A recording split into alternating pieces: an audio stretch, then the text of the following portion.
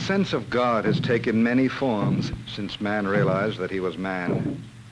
Wind and rain, sun and stars embodied both the beauty and the violence of an unseen power.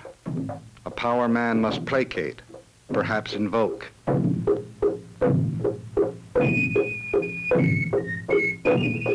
So he built altars in high places, and in Mesoamerica, vast ceremonial centers to honor and house his gods.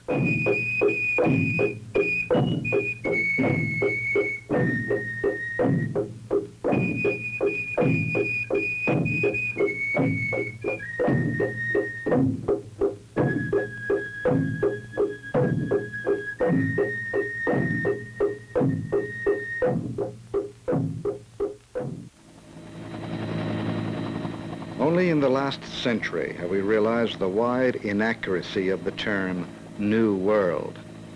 So utterly were the native cultures destroyed that their great cities became mere legend, lost to the jungle or buried beneath the debris of daily life.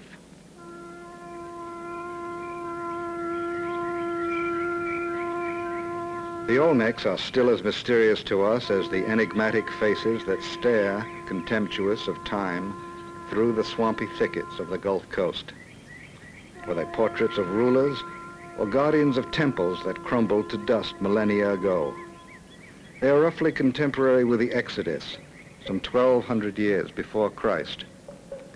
Mysterious, too, is the symbolism of the jaguar, or rather the man-jaguar, that obsessed Olmec religious thought and survived in simpler forms to be revered by Toltec and Aztec cults. The strangely believable figures, half human, half beast, were depicted both in stone and in exquisite jades, often as cherished babies. Not only did the amazing technical competence of the Olmecs influence the rest of Mesoamerica through trade and settlements, but the power of their religious concepts prefigured symbols that would dominate Central American art for thousands of years. As far as the Pacific coast, from Guatemala through western Mexico, Olmec influences mingled with regional styles, many of which were to develop a remarkable sophistication that belies the term village art. Most have religious connotations. Some are obviously ritualistic or cult-inspired. Small clay figurines were almost all that survived the lava flow that engulfed the temple pyramid of Cuicuilco 2,000 years ago. Wide earth mounds, making in effect an artificial holy mountain, supported a sanctuary, probably of wood and clay, like Olmec buildings. Only its size and shape betray its ceremonial importance, a modest token of forms to evolve on a vast scale. Teotihuacan was the greatest theocracy in the Western world. During the centuries bracketing the birth of Christ, the agricultural groups of the Mexican plateau began to draw together into the nucleus of an urban community that would cover 40 square miles, larger than the Rome of its day. At its heart was the city of the gods, the pyramids of the sun and of the moon, and a complex of temples and ceremonial plazas. A second phase of building honored the mysterious Quetzalcoatl, the plumed serpent, chief god of the later Toltecs, and the ancient rain god Tlaloc, with round crocodile eyes and monster nose. A temple to a butterfly bird god came still later. And the mysterious theme of jaguar cult persisted in murals and statues. Little clay figures spring to life in a fading mural of Tlaloc's paradise, Elysian fields where blissful souls may pick flowers, chase butterflies, or splash in the river. All have speech scrolls, a noisy or perhaps only a melodious heaven. The fresco paintings of Teotihuacan show graphically the pomp and power of the priesthood, which formed its ruling class. The domination of ritual over life and death was universal. To the south, in Oaxaca, another great religious center had developed. Small clay figures placed in surrounding tombs witness elaborate ceremonial. Guardian deities of maize or rain offered promise of renewal in the very graves that honeycomb the flanks of the White Mountain, sacred hill of the Zapotecs.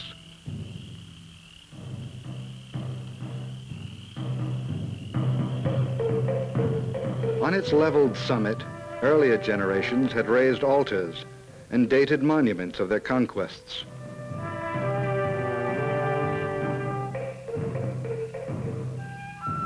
By the classic period, roughly 250 to 950 AD, Monte Alban was a large religious complex.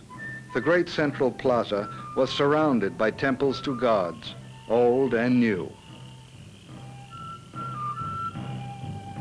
An accurate observatory served the priest astronomers and mathematicians. The ball court had become formal and doubtless already an arena of ritual sacrifice. The earliest stone ball courts have been found in Copan, on the border of Honduras with Guatemala. Here flourished a dazzling Mayan city, which by the 8th century was elaborately decorated with sculpture of heroic scale. History, astronomy, mythology, illustrated and annotated with stone hieroglyphics. The style reached its zenith in a great flight of steps, once crowned by a temple.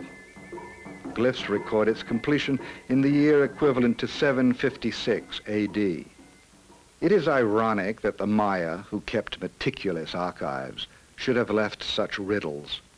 Empty cities, lost for centuries in the mists of time, yield no firm clues to why they were abandoned to the encroaching jungle. Traces of their glory survive in stone, recording priestly rulers and elaborate rituals. The rains of 1,000 years erode the stucco images of gods and worshippers alike, and the palaces are empty shells on silent hills.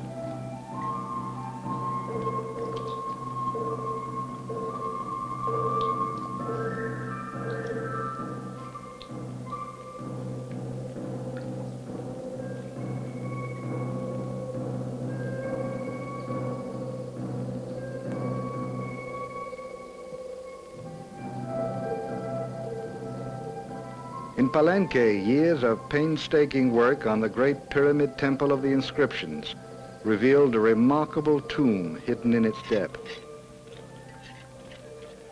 As fragments of jade in the sarcophagus were pieced together, a funeral mask emerged. A powerful face, a ruler priest, dead 1,000 years.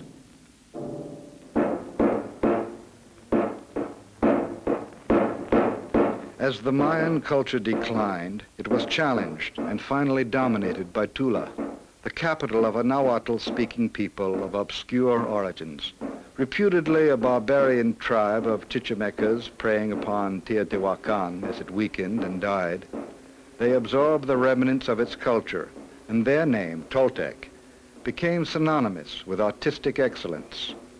To Toyan, or Tula, or more specifically to their priest king, Topiltzin Quetzalcoatl, legend assigned the discovery of all arts and skills and the pursuits of peace.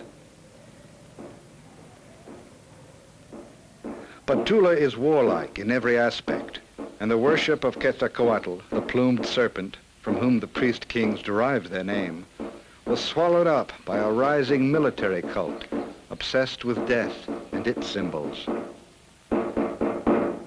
Tula, in its turn, fell and was burned, weakened perhaps by civil war, for traditionally, Quetzalcoatl was driven out. In 987, he vanished eastward, promising to return, a strange quirk of fate that opened a path for Cortés some 5 centuries later.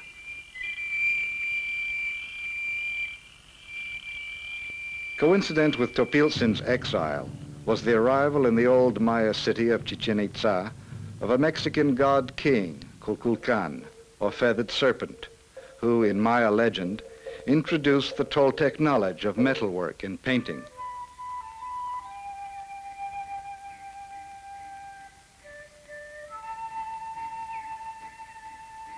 It is apparent that many changes in style did take place under the Toltec domination, although the native Mayan artisans softened and refined the harsh lines when they built the temples of the new ceremonial city. Here, warriors took pride of place, and jaguar and eagle symbols dominated the ritual platforms. Human sacrifice was honorable, and the walls of the vast ball court bear witness to the ritual decapitation of the losing players, real or legendary, in a game that had developed symbolic, if not prophetic, significance.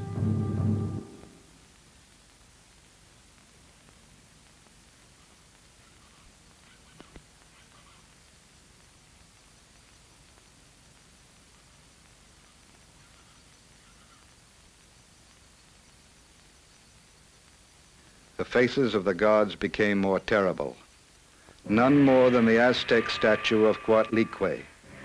Her role was a complex fusion of spirit and matter, the inexorable duality of life and death, creation and destruction. She is the cosmic force sustained by death, the acme of Aztec philosophy. The Aztecs who built the magnificent city of Tenochtitlan were perhaps the inevitable culmination of Mesoamerican experience, a concentration of absolute power that became a fatal mystique. The pattern is classic. The small, hungry tribe, with nothing to lose, became the mercenaries, and then the masters of people grown soft with easy living. When they have snatched power, they adopt and reshape the mythology of the conquered, manufacturing their own history and rationale of power. Their mission is to save the world from extinction. Their method, a regime of constant war that fed the sun with blood.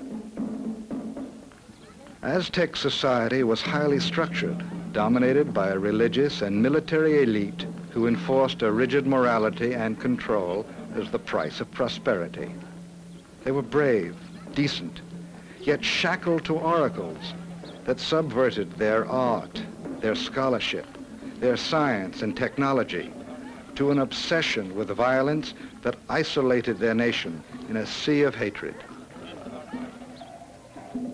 In 200 years, the Aztecs had achieved the power and prestige they hungered for, only to find that their sense of destiny embodied their own doom. In their Temple of the Sun, a massive calendar stone recorded the cataclysmic death of the 4 previous suns, or epochs, and the birth of the 5th, or present sun, that would end in the utter shattering of the world. Did Cortés herald the death of the Aztec 5th sun, or embody the birth of a new? Or is the world today still bound to the course of that declining sun, whose life can only be renewed by sacrifice, perhaps of self, not others, redeeming the world not by bloodshed, but by compassion?